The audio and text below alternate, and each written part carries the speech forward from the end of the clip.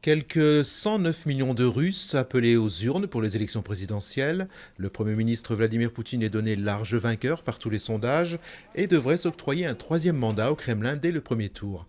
À 15 heures heure locale, la participation atteignait près de 50% à Moscou, alors que de nombreuses fraudes étaient relevées par les observateurs locaux. Au moins 150 morts dans l'explosion d'un dépôt de munitions à Brazzaville au Congo. Des dégâts ont été constatés jusqu'à Kinshasa, la capitale de la République démocratique du Congo, située en face, de l'autre côté du fleuve. Y a-t-il un boycott concerté de François Hollande de la part de certains dirigeants européens? C'est en tout cas ce qu'affirme le magazine allemand Der Spiegel à paraître lundi.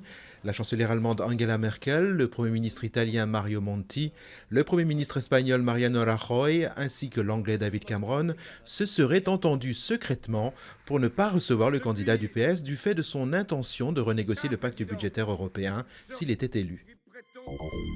Après Homs, l'armée syrienne bombardait dimanche la ville de Rastan dans le centre du pays pour en chasser les rebelles. Bilan au moins 7 morts.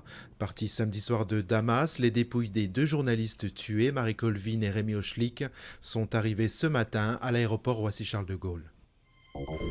Les récompenses les plus prestigieuses à des personnalités fortes et sans compromis aux Victoires de la musique 2012. Artiste interprète féminine de l'année pour Catherine Ringer, artiste masculin de l'année pour Hubert Félix Thieffen. L'ascension du jeune rappeur Orelsan a été également saluée avec 2 trophées, celui de la révélation du public et celui de l'album de musique urbaine.